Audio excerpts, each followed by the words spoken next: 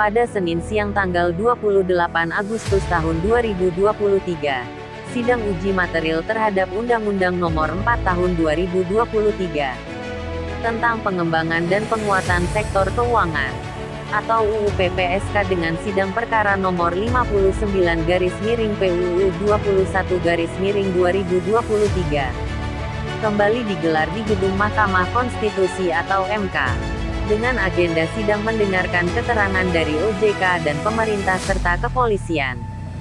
Di dalam persidangan, salah satu hakim Arif Hidayat berpesan kepada para pihak OJK, pihak kepolisian dan pihak presiden yang hadir dalam sidang, yang bersaksi supaya jangan malu-malu dalam memberikan informasi di dalam ruang sidang karena apa yang nantinya akan kita putuskan adalah berdasarkan dari informasi para pihak. Untuk itu setiap pihak jangan malu-malu dalam memberikan keterangannya, ujar Arif dalam persidangan. Marilah kita buka semua informasi di sini, untuk kita bersama-sama berpikir untuk kesatuan negara Republik Indonesia dalam mencapai kesejahteraan di masa yang akan datang, kata Arif. Positif ya bagi permohonan ini karena dari pihak presiden sendiri mengakui bahwa memang terdapat pada saat pengesahan ada 2 draft dan draftnya itu berbeda. Cuman memang pada faktanya kenapa kok draft yang bermasalah yang disahkan ya. Tadi seperti itu sih. Yang disahkan tuh draft yang mana Pak? Yang dari hanya memberikan satu kewenangan kepada OJK aja. Oh, oke. Untuk langkah selanjutnya apa ya? Yang langkah selanjutnya sebagaimana kami sampaikan tadi, kami akan mengajukan 2 saksi fakta dan 4 ahli.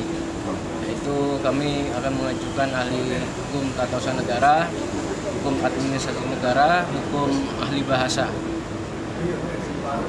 Kira-kira kapan? Jadwalnya tanggal 11 September. Hari Senin. Pak, terkait dengan tanggapan bahwa pemohon tidak ada standing, Tanggapannya gimana nih? Terkait pemohon tidak ada legal standing? Itu kan sudah kami jelaskan ya. Mungkin ya itu hak mereka sih. Tapi kami secara faktual kan korban-korban ini punya gitu loh, karena mereka dirugikan kan secara material dan secara konstitusional gitu sih. Tadi ada keterangan dari hakim, gimana Pak? Gestur dari hakim sendiri dalam persidangan seperti apa? Ya kami nggak boleh terlalu percaya diri kah. Cuman ya memang hakim sudah notis bahwa memang ada masalah di pasal itu kan pasal yang kita uji. Dari beliau udah ada Sinyal itu Pak. Bahkan dikonfirmasi juga kan dari pihak pemerintah. Memang ada masalah secara normatifnya ada. Oke Pak, harapan Bapak dengan sidang ini dan selanjutnya seperti apa Pak? Putusan harapan kami sih, kami mewakili pemohon ya, yang mudah-mudahan dibatalkan ini pasal ini. PPSK itu. Betul, kan kembali ada sedikit terbuka bahwa kami perlu sampaikan kepada pihak OJK, pemerintah dan semuanya. Kami ini sudah menjadi korban atas undang-undang ini. Ya, bukan lagi akan jadi korban, tapi kami ini sudah menjadi korban, bukan cuma saya pribadi, ya, tapi seluruh ya korban dari Wana Arta, Bumi Putra, bahkan dari nasabah dari Bank pun kami sudah mengalami ya atas undang-undang ini.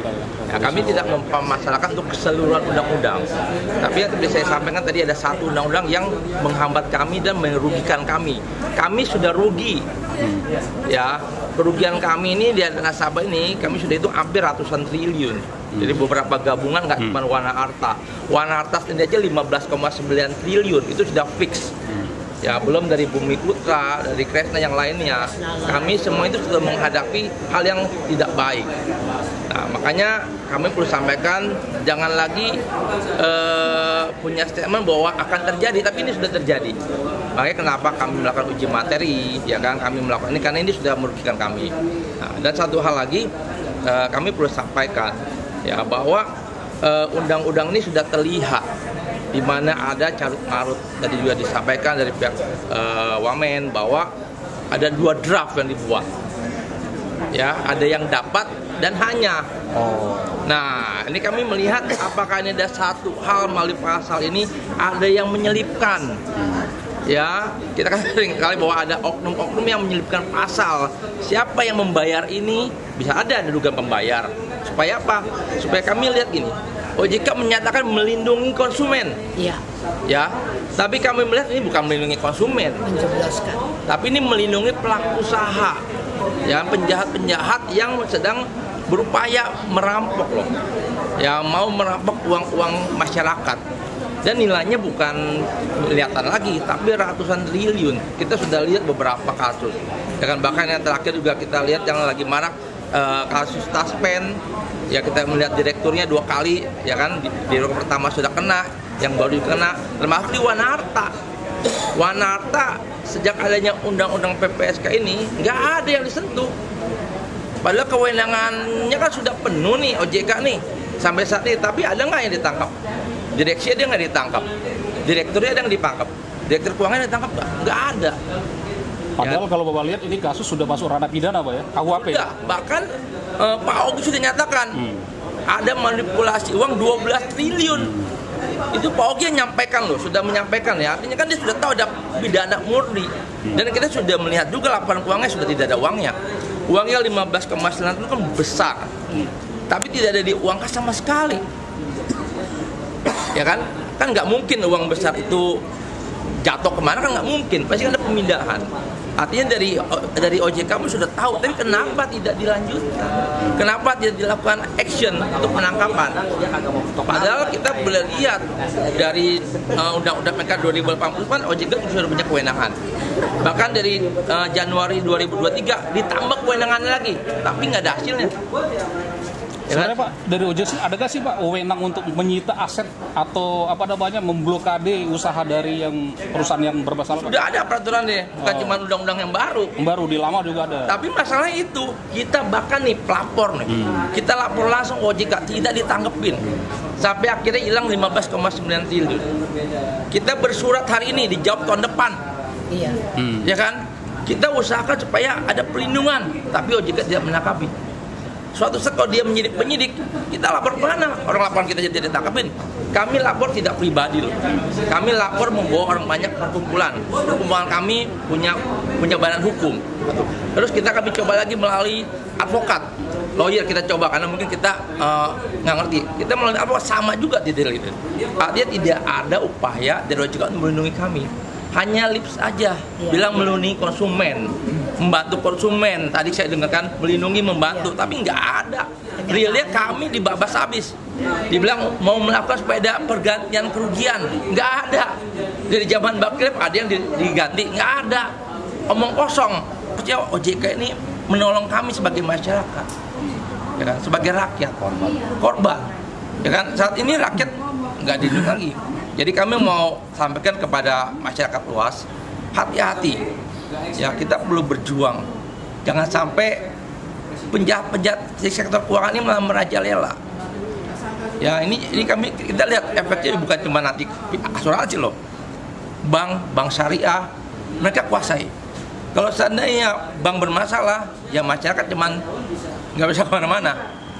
Oke Pak, harapan Pak Yohanes kepada pembinanya OJK ini Pak, Kementerian Keuangan seperti apa Pak? Terus kepada Bapak Hakim di MK apa nanti Pak? Ya. Untuk sehingga nanti pemutusan putusan dari peradilan ini bisa sebijak-bijak dan seadil buat Bapak. Kami berharap, kami percaya dengan persidangan MK ini, dengan para majelis, perlu diperhatikan jangan sampai ada oknum-oknum yang menyusupi pasal ini. Ya, jangan sampai karena ada oknum, supaya apa? Karena ini banyak pelaku usaha yang sedang melakukan kejahatan. Dengan adanya undang-undang ini kan nggak bisa ditangkap. Nah, ini perlu perhatikan. Jangan cuman kita minta permohonan kami diterima dan diusut. Kami minta KPK, Kejaksaan, Kepolisian mengusut. Kami mengajak seluruh elemen masyarakat, seluruh rakyat Indonesia supaya berjuang bersama-sama dengan kami, karena ini kami juga memperjuangkan seperti tadi bilang, kami memperjuangkan ke depan untuk anak cucu kami, generasi ke depan. Jangan sampai mereka jadi santapan pelaku-pelaku kejahatan di sektor keuangan. Itu yang kami sedang perjuangkan, kami sedang pertahankan. Nggak cuma sekedar untuk memperjuangkan hak kami, tapi kami memperjuangkan seluruh hak konstitusional seluruh rakyat Indonesia, bangsa ini, supaya ke depan jangan sampai tadi bilang ini bisa menghancurkan perekonomian justru.